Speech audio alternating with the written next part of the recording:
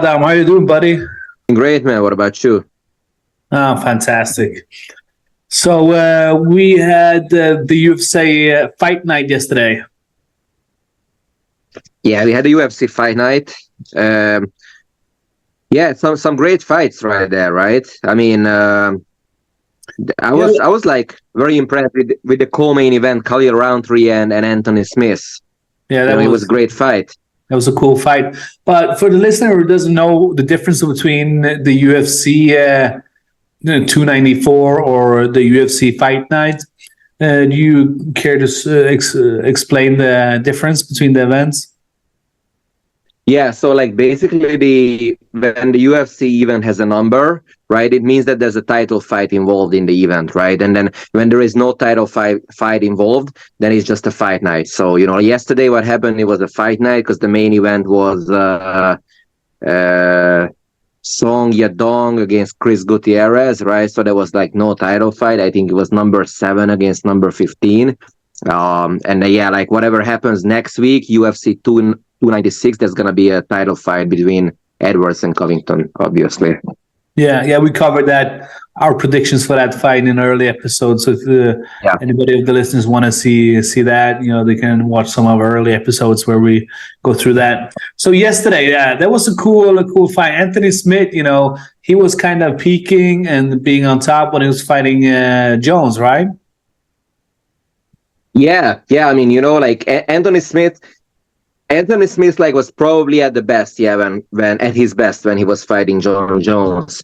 Yeah. But I mean, what I make of Anthony Smith is that he's not like really a consistent guy. He has his ups and downs. He's still only like 35 years old, but he's never been like he's never had like a consistent prime, right? Because he lost to like 42-year-old Glover Teixeira, and he was only like 33 or something, and then he has some great wins as well, like let me just go through it real quick. So for example, he submitted Ryan Spann, he beat up Jimmy Crute, Devin Clark, Alexander Gustafsson, and then he loses to Glover Teixeira, Alexander Rakic, Johnny Walker, so he's not like really a consistent guy. But I think he's a great gatekeeper for the division. I think he's never gonna be champion, but if you wanna be champion, you really gotta beat Anthony Smith. If you cannot get through Anthony Smith, then it means you will never be champion. Interesting. Yeah, I didn't actually. It was not on my radar until he was fighting John Jones, and everybody who's fighting John Jones is coming on my radar. So, but it's quite an interesting character because he's a huge guy, and is super fit. So in the beginning, when he was fighting yesterday, he was putting on some pressure. He's kind of like taking the octagon center. He was kind of trying to put the pace of the game, right, of the fight. Sorry, was that again? I didn't quite understand you. No, I was just saying, like in the beginning of the fight yesterday, the first round, Anthony Smith, he was like putting the pace of the fight. He was taking the center of the octagon. He was putting pressure. He was moving forward, while Khalil was kind of moving around them in the beginning. Yeah, but I mean, I would say that even the first 2 rounds was for Rountree. I would say that even if the fight went to the decision, the Rountree would still get the win. But yeah, I mean, then he got the beautiful finish in the 3rd round, and yeah, I was like really impressed by Rountree's finish. By the way, that he didn't put some additional damage, he didn't put some additional punches on Anthony Smith. And he kind of like respected it, and the referee stepped in. So, it was a great finish, and it was a great fight. What do you think about Anthony Smith's game plan? Yeah, I mean, like it's. I think he didn't have like a bad game plan. He didn't have a bad game plan. I think he just simply got caught in the 3rd round, and I think simply, like Khalil Roundtree was the more fresh and the more better fighter yesterday. So that's just what I make of it. Yeah, but early in the first round, it was absorbing damage and getting cut and started to bleed, in the left eye. And so after that, even in the first round, if you're absorbing damage and if you cut open and you're starting to bleed, there's something should change. Don't you agree? Yeah, yeah, maybe. I mean, you got a point there. You got a good point there. Yeah. In my opinion, at least, like it's a fight. It's the ultimate version of measuring dominance, right? So when you're getting dominated in the first round, you're putting pressure, you're moving forward, you're getting hit, you're getting damage, you're starting to bleed. Okay, something should change in your game plan, right? I didn't see that with Anthony Smith. He was just like on repeat, moving and trying and like hoping maybe for a lucky shot. But it was not like a structured approach with attacking the legs or faking to the body, hitting to the head, or it was not like faking a takedown and then switching over to punching and kicking. So for me, it was like, yeah, it was a good fight, but it was not something with high fighting IQ from Anthony Smith's side. Right. Yeah, I understand. I understand that. I think you got a good point there.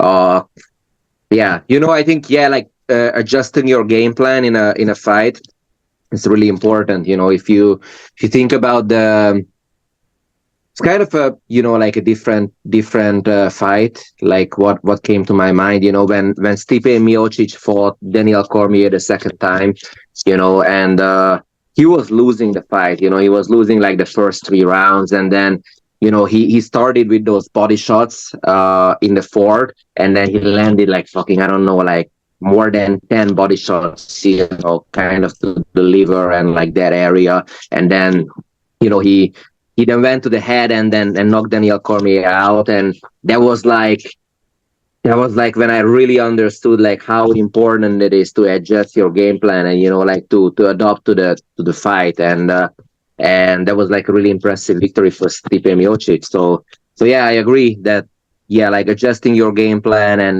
like really adapt to the situation is really important if you can do it. But then again, we see many UFC fights and fighters try, but sometimes it's just not that easy.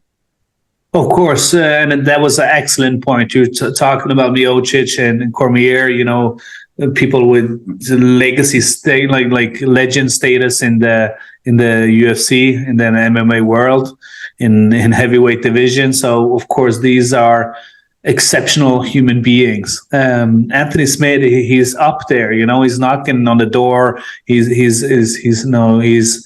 in that kind of atmosphere. But what kind of separates the number 1 and 2 and 3 from the 4, 5, and 6 and so on is like the expectations. Looking at Anthony Smith, last time I was watching his fight was against John Jones, right? And then your expectations are so high. So I'm not saying like he's a bad fighter, he's not a stupid person or something like this. But when we're talking about it, I'm quite surprised that some of these high class athletes are going into events and fights like this without a proper game plan. And even if they have a game plan, the ability to adapt to the situation is not always it's quite absent, and that's what we saw yesterday. Yeah, I agree. I mean, I personally don't think that fighters would go in there without a game plan. I think that simply just sometimes you just choose the wrong game plan, right? Sometimes you just like really choose the wrong game plan, and that's what can cause you the fight. So and then like the thing is about adopting the game plan and adapting to the situation. That's a different story. Like maybe some coaches don't really prepare their fighters well for like, okay, if plan A don't work out, then what about plan B? Maybe like that's where some fighters don't really excel in that area. No, I agree with you, but I also think that when in the first round, when you're absorbing damage, you're getting cut, you start to bleed. Okay, that should be a red flag. Time to adjust. time Yeah, I to agree. I agree understand. 100%. Because he was jabbing, trying to move weight, staying in the fight, staying in the pockets, doing some low kicks, touching some stuff. But at the end of the day, it was like I didn't see any. There was no unexpected moves. It was very very easy to calculate how to fight Anthony Smith yesterday. So maybe it was a bad day. Maybe it was the other fighter, like Khalil, had a great day.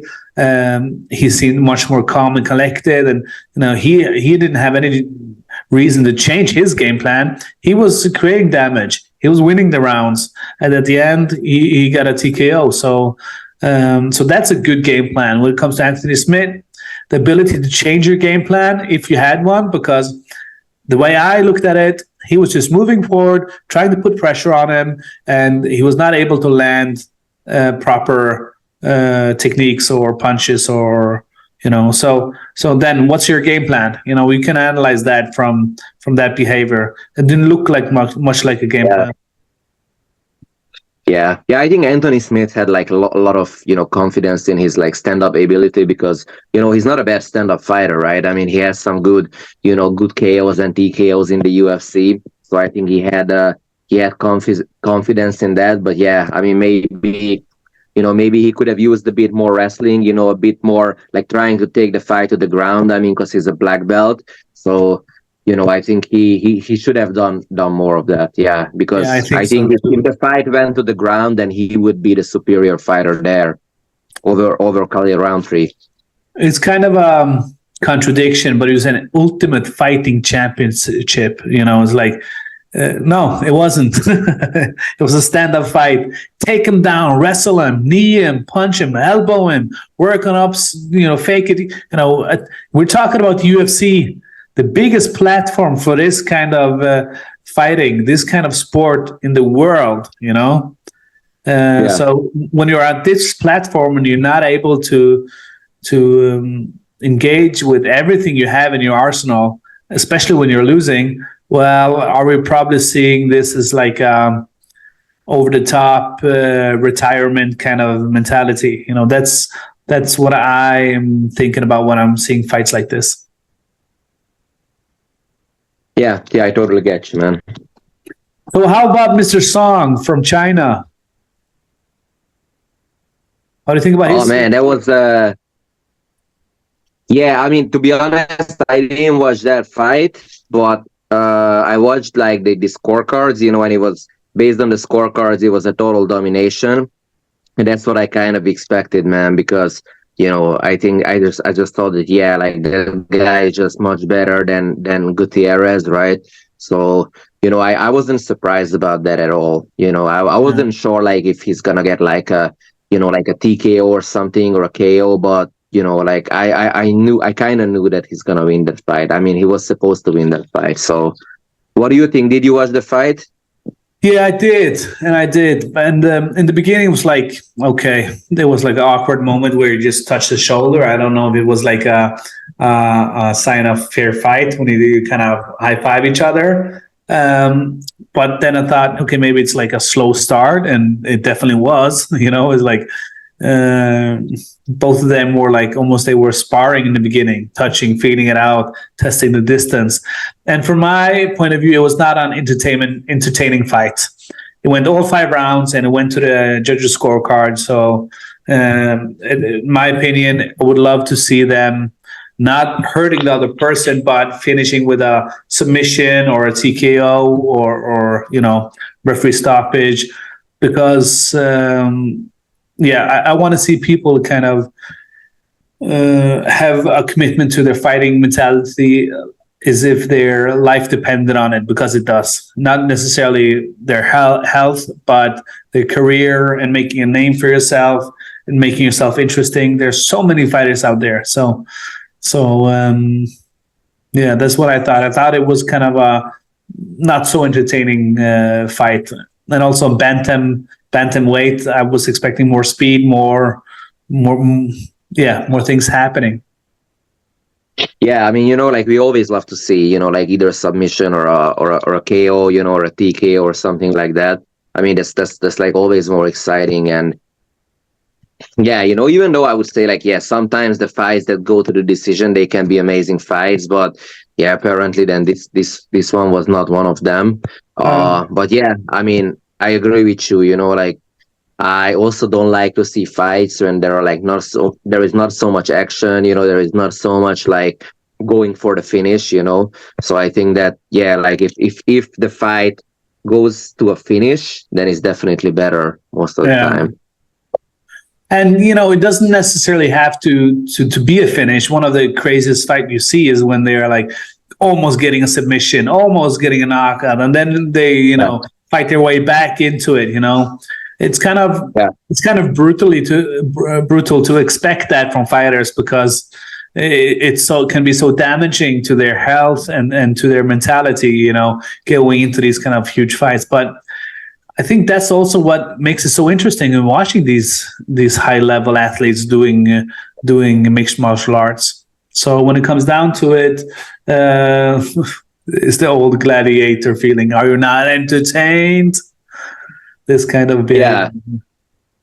Yeah, absolutely. I mean, when you watch like Justin Gaethje against Michael Chandler, right? That fight went to the decision, right? I mean, but it was like fucking one of the most entertaining fights in the whole UFC history. It's gotta be like fucking top 20, for the most entertaining fights, and that fight went to the decision. But yeah, it's because it was like so much action. Justin Gaethje, he almost finished Michael Chandler, right? So it wasn't really about like if the fight is getting stopped or not, but it was like so action packed and stuff like that.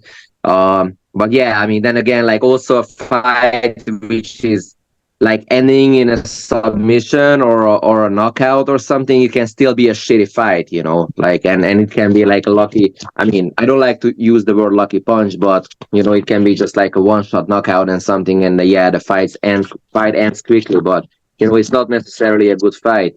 Yeah, that's a really good example that you brought up.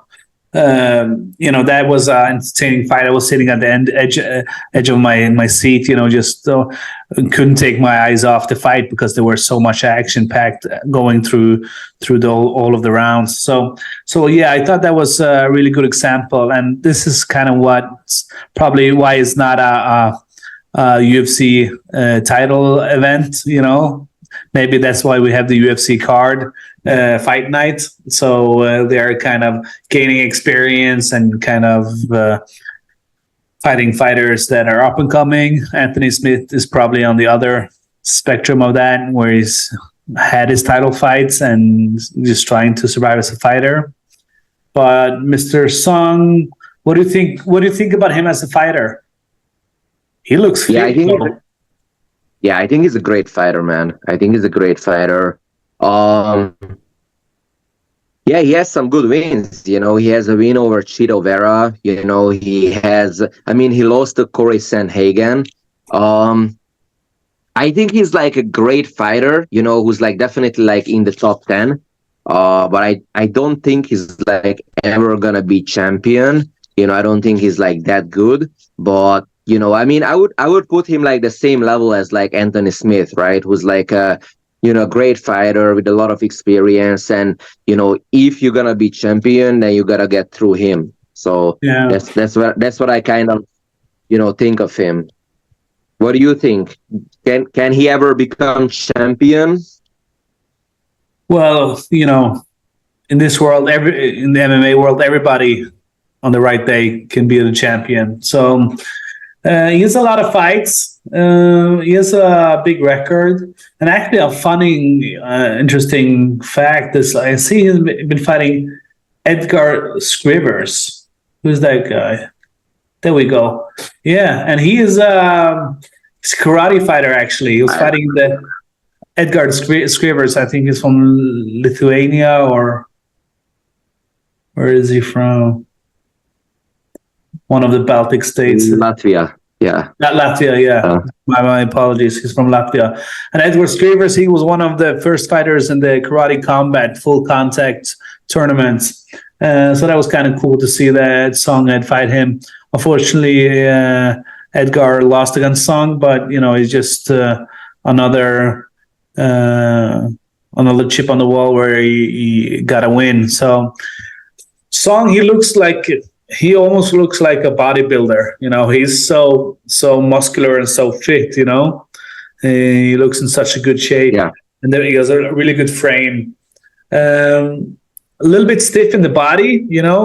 I don't see him being so over flexible and so loose and relaxed. He looks like he's pumped.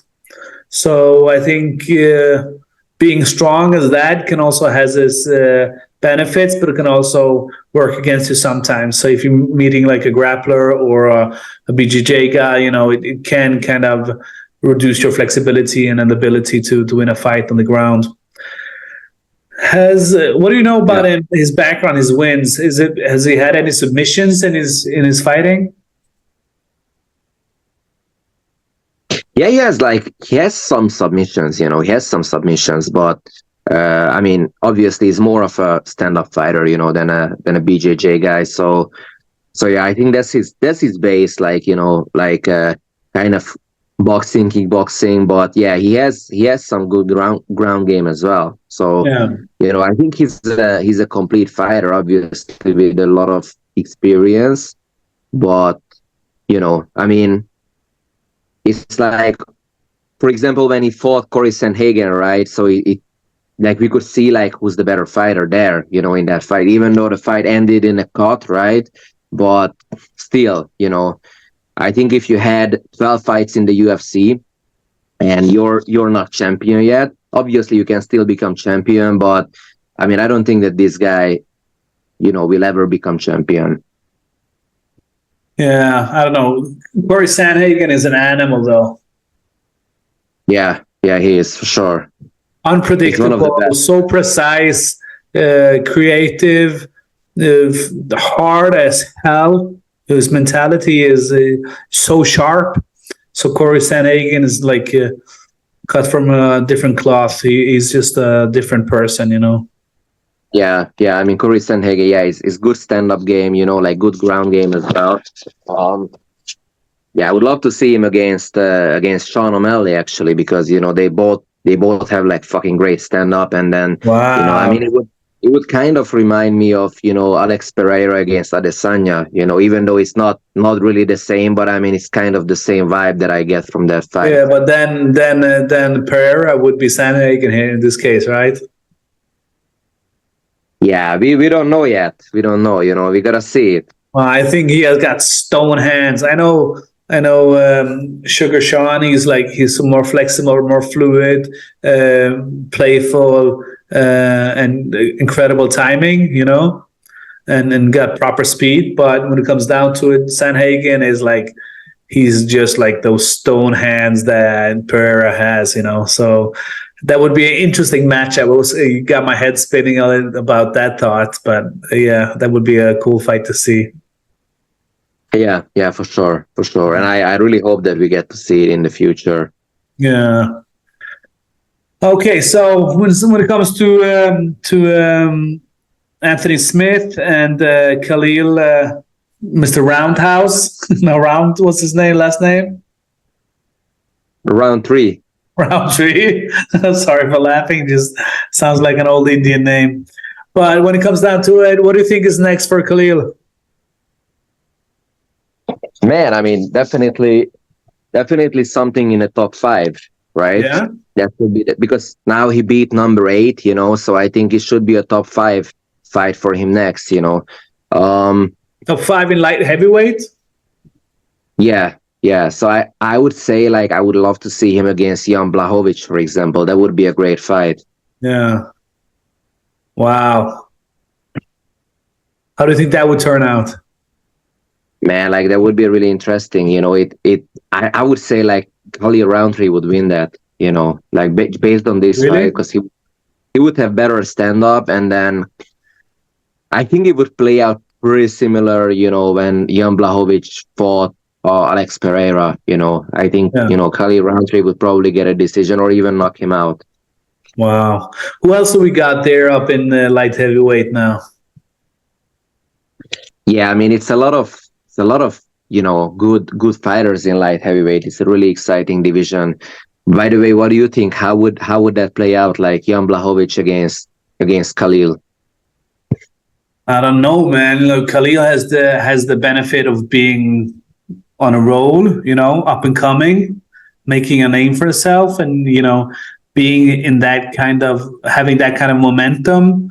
It's hard. You got to take these guys very serious because they're fighting with a mission. Yeah, They just want a piece of it. Even even if he loses the fight, he just want to tell the world like, yeah, but no, I'm a real contender. I'm here with a purpose. I'm here to do a job, right?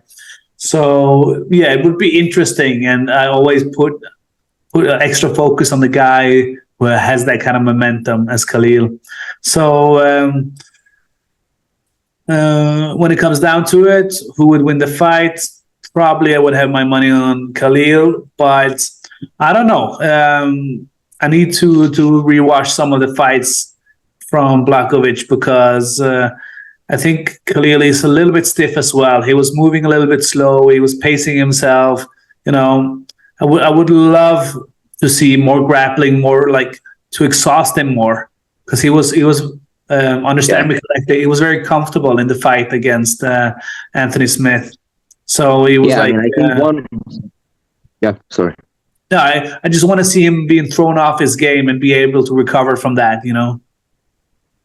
Yeah, absolutely. I think one way to win that fight for Jan Blachowicz would be if he uses his grappling, kind of like the same what he did against Pereira, and then if he can do that successfully, just take him down and ground and pound him, or maybe try to submit him, then that would be a great way for him to win that fight. Yeah. I was thinking like was he in the light heavyweight ranking? You have Jamal Hill, Yuri Prohashka, Magomedov, no Magomed, Jan Blachowicz, and Alexander Rakic. Rakic, yeah. But maybe see him against like Johnny Walker would be cool too, though. Yeah, that would be an amazing fight too. Although I think they fought already, Roundtree. Yeah. I think Johnny Walker already knocked him out before, but it was like a long time ago. It was like Okay. fucking 5 years ago or something. So yeah, but I would love to see the rematch. It would be very interesting to see that because I think both fighters evolved since then. Yeah. Yeah, that would be fun to see. But yeah, Blachowicz, maybe Iri Prohashka getting that fight would be also cool for him. That would be like, yeah, if he did that, he would definitely put his name on the map. Yeah, for sure, man. All right, so that was UFC Fight Night yesterday. That was 9th of December, 2023. Our next event, when is that? Oh, next one is 296 Covington against Edwards. All right, so we talked about that earlier as well, but we can do a recap. How are your feelings around that event, that especially that fight, the title fight? Yeah, it's gonna be really interesting, man. I think Leon Edwards is gonna win. I think Leon Edwards is gonna, probably like stuff his takedowns, like he did against Usman, and just gonna catch him with something and knock him out. So if I would have to bet on that fight, I would bet on Edwards. But I mean, Covington can, wrestle him and just grind him out, and probably win a decision. But I don't really see that happening, as he's not really better wrestler than Usman. Maybe a little bit like stronger pressure, right? But at the end of the day, I think if Edwards could win 2 fights against Usman, then he can get it done against Covington as well. Was that what your prediction was last time? I don't know what I predicted last time, but now, like, because I actually spent some time, like, really looking into it, and this is how I feel, now. Like, maybe last time I predicted something else, but now, Because I remember. I also, remember. I predicted Covington last time. Yeah, you got your money on Covington. Oh man, that's interesting. Yeah, I mean, it's I don't see that happening anymore. I think Edwards has got that. Yeah, what do you think? Let me correct myself. I don't remember if we talked about Leon Edwards and Covington, or if we talked about Usman versus Covington. But last time we talked, you were definitely just putting your money on Colby Covington. No, let's look at Covington. He won his last fight against Jorge Masvidal, wasn't it? That was the last fight he had. Yeah, I think that was his last fight. Yeah. And there's been a lot of bad blood going around there lately, just like the whole situation around Masvidal and Covington. It's just sad, really. They were super good friends. So just looking at how that turned out, it was just it's just sad to watch. And I kind of I'm not a Colby fan. I don't think I'll ever be. But when it comes down to it, I got to respect his work ethic and his stamina, his pressure, his way of always being in shape in the fights. You know, he is really a professional. He takes that very seriously and is kind of respectful for people who's doing pay-per-views, you know, the whole game, the opponents and everything. He's just like a respectable guy in sorts of his preparations. So when it comes down to it, I think his gas tank is a little bit higher than what Leon has. I think he will put the pressure, he will put the pace. And but I think Leon is more of a finisher these days. He has learned a lot from his last fights, especially with the last fight against Usman. You know, it was like a short notice call for Usman to take that fight, but still he took him the second time, and you know it was just serious. So I think he learned a lot as he developed as a fighter. His fighting IQ has been much better. So. So if we have to make a decision, I got Leon on it just because he's the king of the octagon these days. And but 1 second of slipping out, Colby's got him. So it's going to be an interesting fight. Yeah, for sure. I think like people really underestimate Leon's wrestling, you know, because he showed against Usman that, you know, he cannot really be taken down and, you know, hold down. And he can also take down, you know, his opponents. So I think that's gonna make the difference. That, you know, Covington is not really gonna be able to take him down and hold him down. And you know, if that doesn't happen, then I think standing up like Leon is gonna win the fight. Yeah, let's touch 1 minute on the Wonder Boy, Stephen Thompson. Yeah, he's also fighting on the same card in welterweight. Yeah.